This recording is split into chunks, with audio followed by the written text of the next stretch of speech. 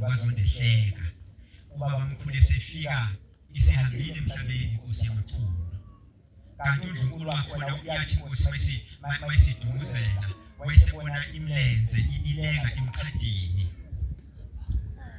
kwase kuvela izwi lathi khuleka uNdlunkulu inkosi isizohamba emhlabeni kodwa ungakhathazeki mayiseqhamuka ubaba mkhulu uNdlunkulu wabona lemlenze ayibona engamanzi kusho ukuthi kodwa nayo lemlenze ayibona ngesikhathi kugula inkosi yamathundu kanti ubaba mkhulu ufika esizweni samathundu nje uzolanda umbango wawusukhona kulwa obaba benkosi lesana khamba emhlabeni yamathundu bebanga ukuyibambela isikhundla sayo ngoba yisencane uShembe wafika ulamula leyo mbango loyo uShembe wakhuphuka njalo bangcwele waya kumnambithi wazofika lapha eDanawuzi wayifika la eDanawuzi uShembe ubaba mkhulu wathi amadoda alapha enhla asebeke ubaba uNcube ukuthi ebe umfundisi wamaNazaretha ubaba mkhulu mayimbona lo baba wakaNcube wathi ayi ubaba uNcube wayinyanga esephuma eminyangeni waseguquka ebayiNazaretha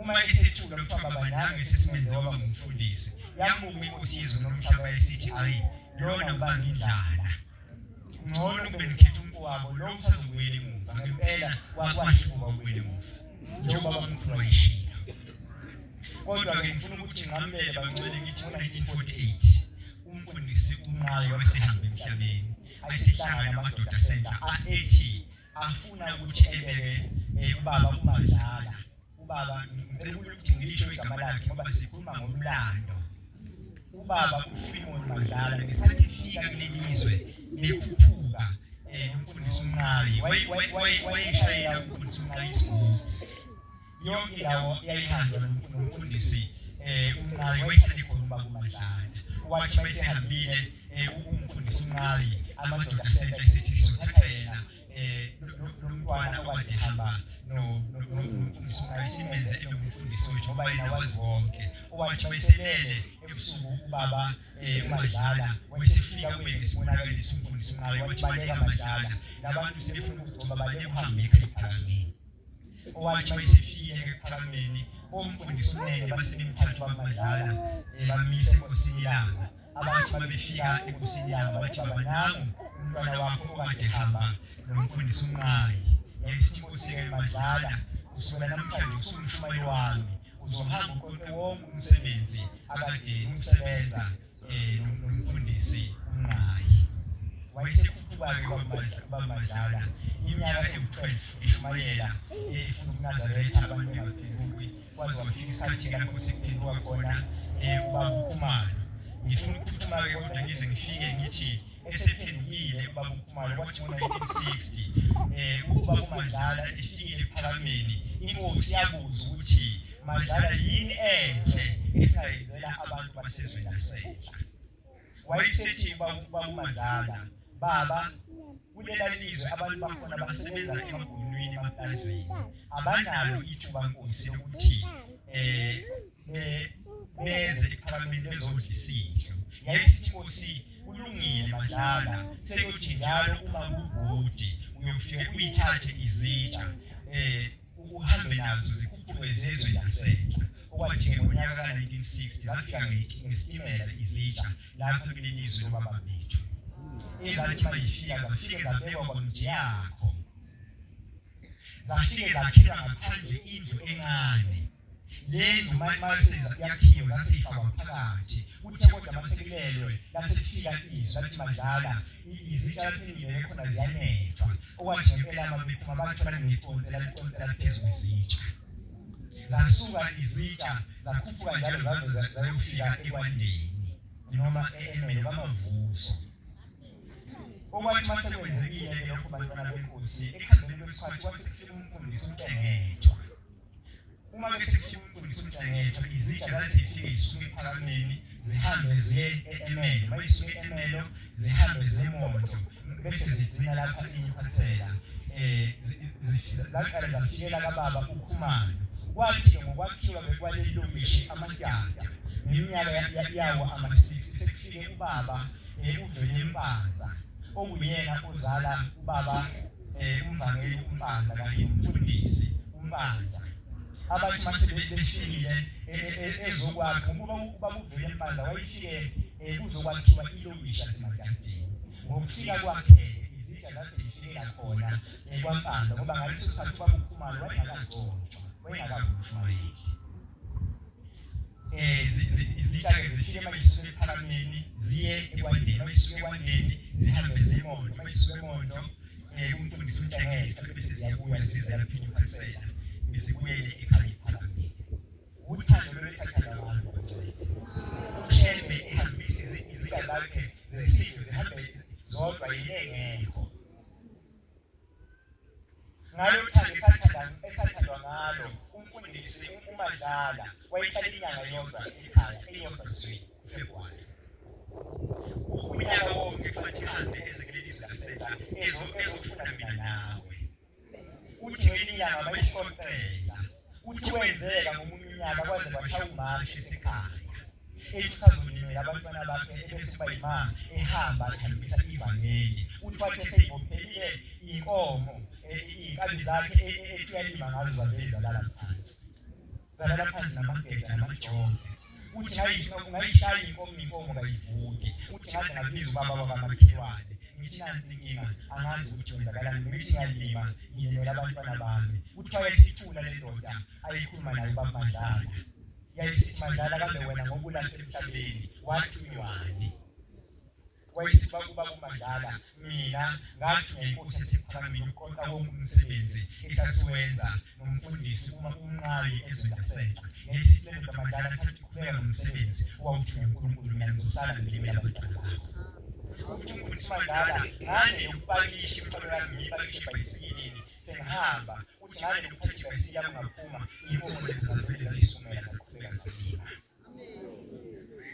Uthi wenzeke ngomunye unyaka ethi ukuzilazila uphele uFebruwari ezengene enyangeni kaMashi. Uthi ngaleso sikhathi kwavele kwagula umntwana wakhe. Lo mntwana wakhe wathi mayigula ubaba uMandlala bathi mabemtshela ukuthi umntwana wakhe uyagula wavele wampakisha iy'mpahla zakhe ebhayisikilini wabophela amajazi akhe ebhayisikilini waphuma ngebhayisikili wahamba esekhumbula izwi lamazwi laphuma kuye ukuthi Mandlala wena uhlala uFebruwari kuphela ekhaya. Ubaba uMandlala esephuma ngebhayisikili ekhaya eshayishona ezansi wathi mayidundubala emuva abantu basale behalanisa kanti umntwana wabo besephile ngaso leso sikhathi. Ukuthanda kwethu bancane lokho sathandwa thina sathengwa ngentengo edurayo kakhulu. Umntwana kaMfundisi uMandlala wakhula wazoba neminyaka ewu-12 engamanzi ubaba wakhe. Njalo mayibuza mama uphi ubaba ethi mama ubaba wakho wayeyiphasela. Ingane yagcina ubaba wayesimbiza ngokuphasela ngoba yayithethe mina igama lakhe. Kanti uma wakhe kusho ukuthi ubaba wakho useyiphasela. Uthi umfundisi Khumalo basuka ngelinye ilanga lapha beya eRichmond lapho umfundisi uMandlala ayakhe khona. Uthi mase befikile wayesethi umfana wakaKhumalo ngicela ukuthi ukhulume yonke imisebenzi kade yenziwa uShembe lapho besihamba khona ezweni laseNyukhasela. Uthi ubaba uKhumalo ngase ngisukuma ngikhuluma yonke imisebenzi kade yenzeka. Uthi sathi masiphuma ngaphandle uthi wayesengibiza umama wakaMandlala wathi ngiyabonga mntwana wakaKhumalo ngoba mina bese ngazi ukuthi umyeni wami uthi sewagana eNyukhasela ngoba engasebuyi. Ngicela ukuthi ngidlulisele kugogo naye ebeke nami usekhona phambili.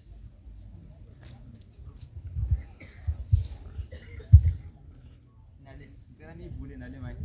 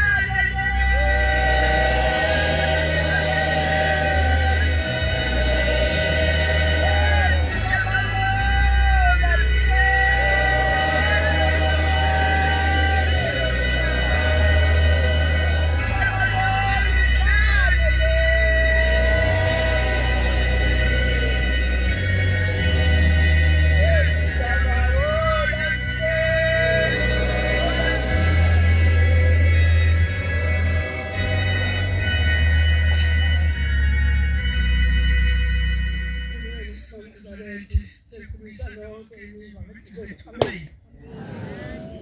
Sihlabelele ngosonalo sisaqhubeka angithi sisigcinile. Bantwana basezulwini indaba okuzokhulunywa ngayo namhlanje na sikhuluma ngedidandidala yakithizizwa. Sikhuluma ngendaba enkulu angeke uzichaze noma ubuhlakanipheka ngayo. Futhi uqobo lwendaba yesabeka. Futhi abayaziyo nabayibonayo bayayisaba. Ngoba uma uyikhumbula uyicabanga ukuthi kodwa ngayibona ngaleso sikhathi kwakuyini yona le. Ngiyabonga maqwa nami ngizozibongela. Ngoba lokhu Nazaretha namhlanje uzotshela mina ukuthi unyaka ngipholile. Iminyaka imisile ukuphiwa. Sengiyakubona phela nje ukuthi uNkulunkulu ukhumbulile. Namhlanje ngokuguqa phakathi kwekuthi uNkulunkulu omuhle nami ungikhumbulile. Kodwa sizicela mhlambe ekwaziyo ngiyabona ukhuluma kuyikhona khona ungabikho usakwazi ngoba sakuzishe endlini basakwenzayo sekusesephatha manje. Kodwa sizubile.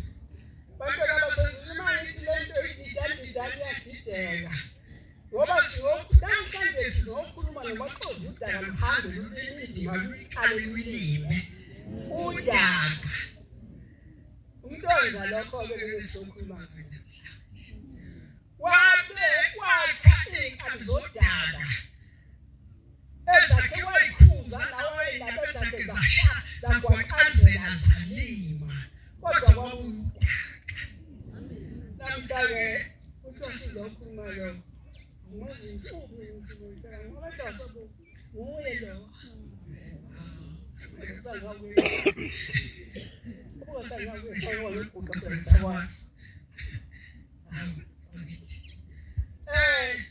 Ezakhe zayihamba, ezakhe zayilima, esafundiswa lendlela lenokukhulunywa ngayo namhlanje, esafundiswa nemihambo, esesihamba ngayo thina. Yena wakhonjiswa kabuhlungu. Okwakhe kabuzange kube kuhle bangcwele. Ngizambe ngithatha ihloko nje batosizwe ngoba kukhona ingane ukhokholozi omunye ezothiwa uzomshiyela khokholozi. Naye asike lapho ezofika khona. Ngoba lokulula kade umuntu uphetheyo manje usefa lakho nje akasakhona ukuphila kahle. Ushembe wahambe endaweni ezinkulu efuna mina nawe sonke. Ushembe ngimkhumbula kithi lapho ngizalwa khona. Kithi lapho ngizalwa khona mina. Kuseduze eBhanganoma bayazi abantu bangathi eBhanganoma. Bayazi eBhanganoma. Amen. Emzini wenkosi. Amen. Ovayizo masobasoba. Amen. Yamazi lo. Amen.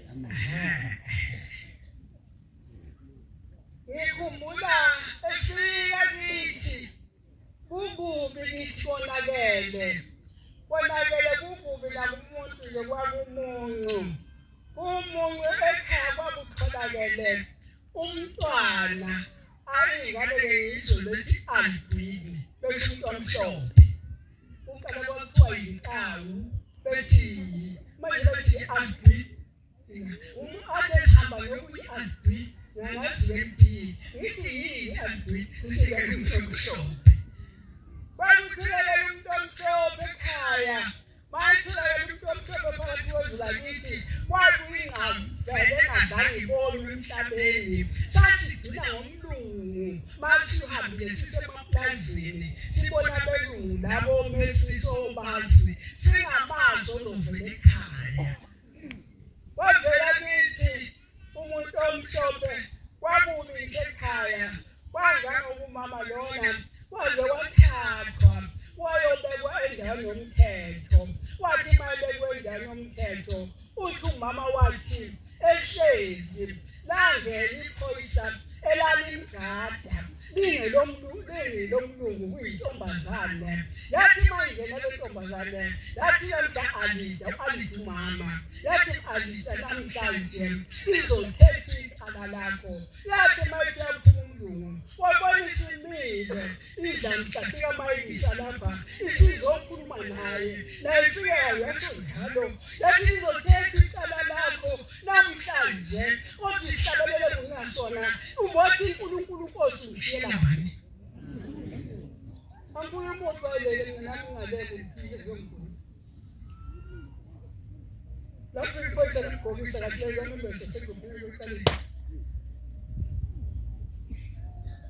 Lapha kwavela khona into eyayingasiwa nabelungu nenkantolo eyayingayazi lapho udadewethu idlamhlathi kaMayilisa ididandidane lena eyathi mayifike komhlaba izoladideka badideka belungu. Wafike wametha udadewethu wathi hayi lo muntu kakusiye umlungu, wathi ushayina, wathi inkosazana le.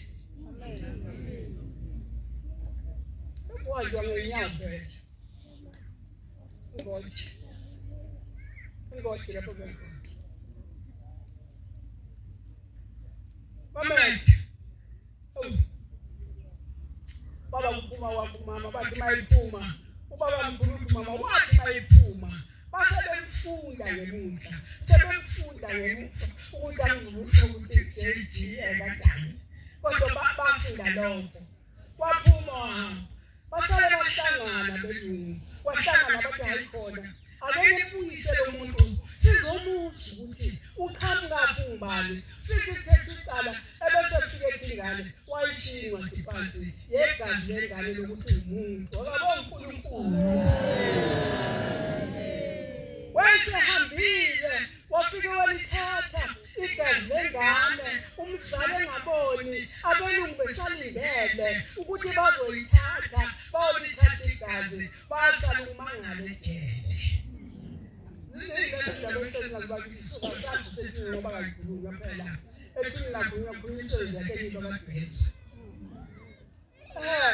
Baphuma bakhipha iphoyisa, kwathiwa liphume iphoyisa ligijime ngebhayisikili uze liyinqande le ndoda ibuyise lapha.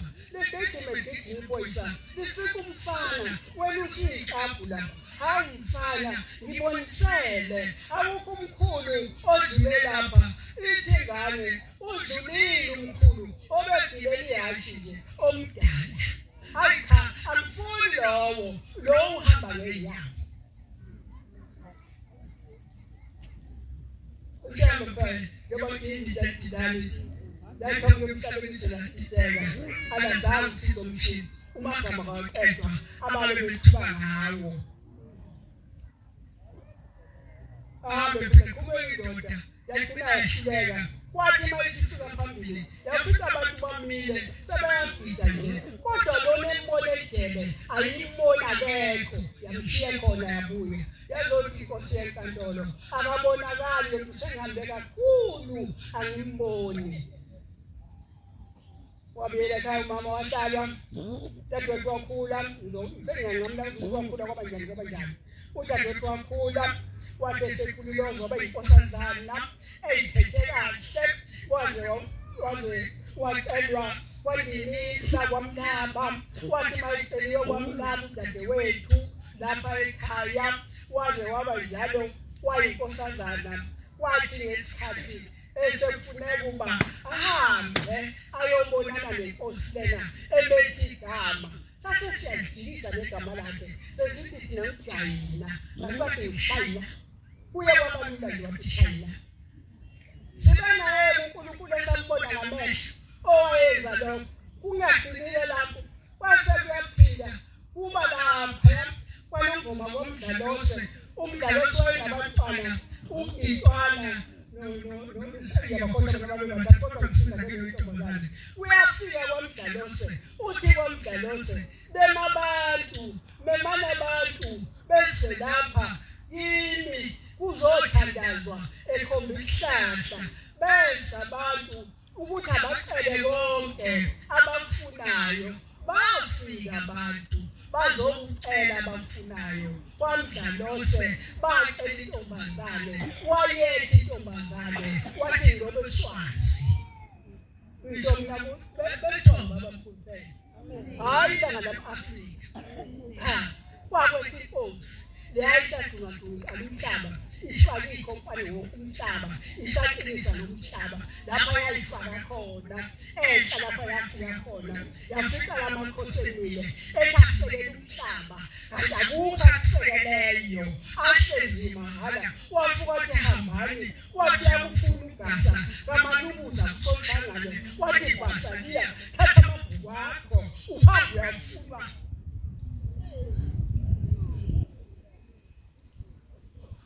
njalo ntoseziqishile yaziyo wena ukhuluma ngale kuthi bathi wayehlala wayezomdonda yabakhona intombazane nomdalosi yabakhona nemikhosazana ey'thweni babamkhulu wathi-ke laba abantu engibethayo amagama abo ngamakhosazana nokusabela kwabo ngamakhosazana ulasafunda khona ekhaya lithi njena akekho besabela ehlifeni khosazana osana sakufunda ngalelo langa uma ebuya umama uthi umkhulu awu ngavele ngakhuluma uma ngizwa le ndaba ngathina nithi lo muntu ukhona into engiyazayo ngathi mina ngibobheka kumbe sakuwuye lona bathi ngithumekile abantu bengazi ukuthi uvelele emhlabeni ubaba omkhulu yaluka bengazi kwaze kwawufika esihlabelelweni kukhona insizwa angazi ngeke ngiwasha amazwe yayiqhamuka kuwo lo moya kuthiwa ngiyakamdunge ukuba sibone ihlabelelo eyayihamba naye eyasemadungeni yathi mayibakho ihlabelelo sasala kwamdlalose ihlabelelo ezaziyimfihlo izesakhula ihlabelelo ziyimfihlo ithi siphelele ihlabelelo kuthi ungapheli inkonzo bese sibekwa lapho esenta bese kuthiwa sikuqe siyobona nayinkosi sikhombisa ubabamkhulu nabangamaziyo ithi wayefikile olandelwa izizwe emndenini wakithi ameni sibonke nalobo siphume sihleke naloguqa bona kuphinde kumbonywe sikhambe kahle siqoqe ngesitepu saso sibekwe uligugu uligugu hlabelelo ongathi ngiyasabela nami ukujika nje sibanjwa ngezandla zombili ebanjwa lo muntu ngezandla zombili kodwa basezweni ziningi izinto ezothembekela khalo ushembe kukhona ubaba ungawula induku emkhetheni ungumzala kababa ungawula induku emkhetheni kude uyahamba lale endleleni angicela ukufika kaShembe wethenzane kwezenkalo uyagawula izinduku uthi ngalangalinde uyafika uyaqeda uyayibopha inyanda uyayibeka hada mhlala uyibeka khona uma eyibekile le nyanda uthi uyayibeka uthi uyabona esetekoselo ikhehlelo ngile elingabukeki uthi ngithukuthele ngigcishe ithi kodwa lesi silwane esesizohlala lapho kusho ukuthi seyazi umpila ngidumile ngofuna ehlathini abasethatha lo baba evuna iphilo lakhe kwaphathwa izilwane ukudla ayinamacelelengwane uyawakhipha amacelelengwane uthi hayi mntanami ayeko wakukudla wathi khangeza lapha kimi wasemthelela lolu khoti uthi wathathela ukudla engathandi uthi ukuthi ngaludla engathandi uthi kodwa ngoba wasemthelele ngangazi ukuthi ngizothini ngaluqeda lekhoti lonke elibuka uthi ngathi mangifakisanda nje wasesukume kuyanyanda yami esefike itshala esefike ithathe itshala kanjena esefike ishiya uthi akuyahlale ngathi mangihlambisisa ngamfica lo mntangase namhlanje ufuna ukutshela ngeshumayelo yesihlahla nenyonga engiyaziyo kahle angiqoqele inyonga nesihlahla umuntu wathuka isihlahla wasibiza ngenyonga atukele kathina ngekhosi asakike hlangasebona uzobelekise ukuthisilwanisi hambe nami isingo afike emkhalweni lapho afike aphumule khona uthi wathi mayefika ephumula khona wathi emhlezi wabona esehlezi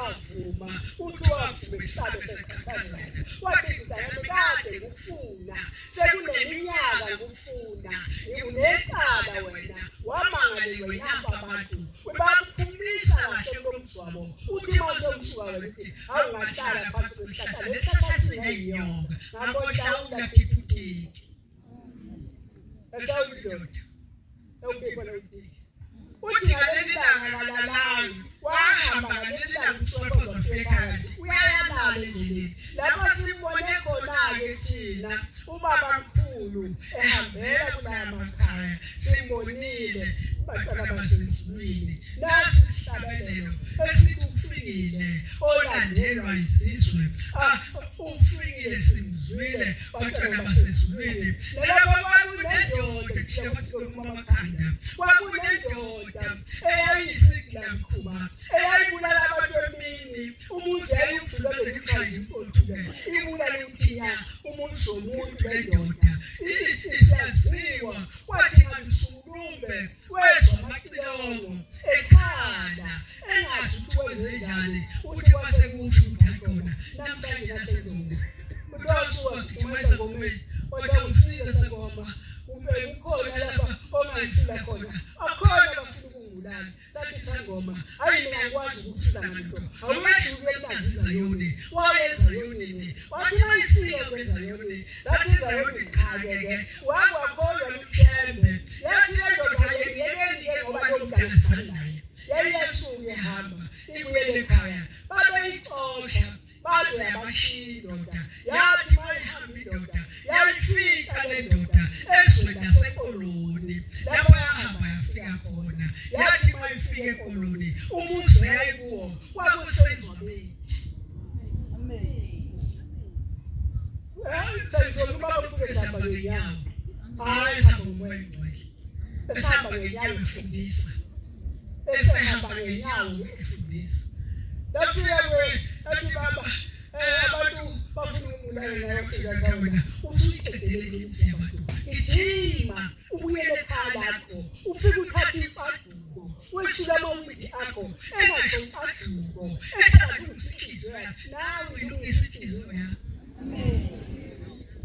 kwathi weshila amawindi akho akhazimule ubuso uthatha umhlamelo uyayihlamela indlu yakho iba yinhle indlu yakho uthi ungayihlamela ubuso uyaphuma uthatha ikema yakho unquma inkuni ubuso ubasa umlilo la uzothi uma ubasile umlilo uhlale phansi wonke uthatha isigcini sokhuna ukhongele kuso uwonke umlilo le ndoda kujena yabasa kabili kwathi okwesithathu akhala amacilongo eseyifuna eduze kanti amadoda uma esa athe esemahlathini esewubone lo muzi baseyifika le ndidalidale isithi madoda sizeni lapho niyakhona iphathelene nencwadi ifelishe khona lathathi ukuthola hamba lafika langena eshilo wathanda ekhaya lakho nami yesa wamvalelisa ngalelo wathi ungaqeda lokho ungilinde nami yesa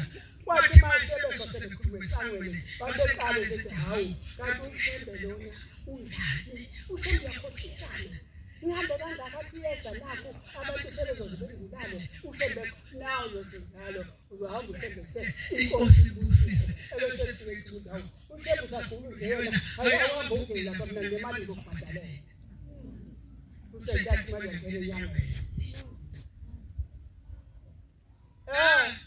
bafika ushembe afika uthamba komuzi akaqaqile bangena phakathi joseph ezizomulala ngempela ukhona uyabuka abasamboni isimembethe lengubo enkulu yasezulwini uthe nje hamba nami yesa akamtshelanga isikhathi sini lolu yakhiza uthembe yakhokhisa bahlala lesizwa yalalele befuna begunquza bethitha isizwa bengasayiboni ithulile ihlezi lapha bacinga yonke indawo bagcina manje bathi abesoqale kesibuze le ncwadi ukuthi sesizoyinika ubani ngoba le ncwadi lo muntu osikelela asimazi ukuthi uqhamuke ukuthi ubani nangempela incwadi lena bayithatha bahlangana wasevele omunye wabo obaphethe esathi beyela besemahlombe endoda somani lapha kulesigodo ingeke izi utshela isigodo ukuthi savela kanjani ecubeleni kaHlenge basebehlola incwadi emahlombe bathi uma behlomile incwadi emahlombe lomuntu basebephuma behlala ingubo labo behamba umuntu abasamtholanga ihlala indoda kusithi mayibonilanga seliphumile ibisiphuma isiphumela phandle ithalaza ibisiphuma imemeza iphume le ndoda imemeze ithi ndoda babazali madoda hlabelela lesisaqala indoda babazali madoda babazali izizwe zonke ufikile la ngezizwe ufikile la simzwile yagijima yafika wafika uHlenge wasigcoba lesihlabelela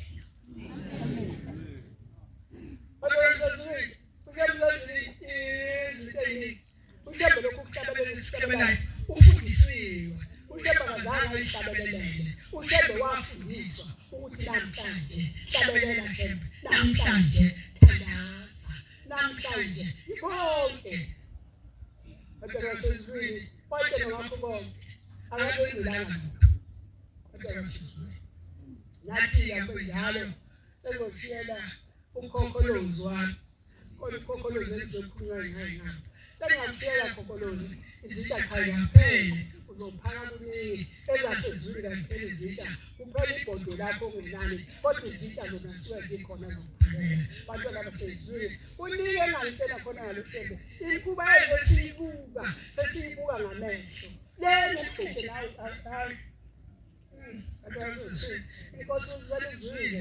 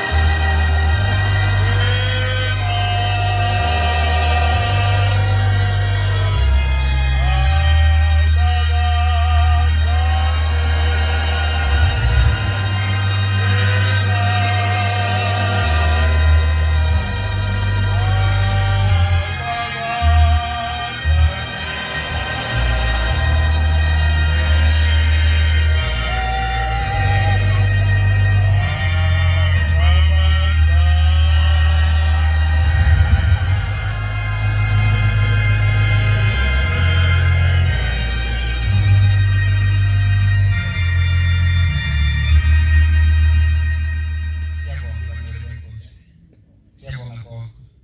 Sicela uShembe sicela wena.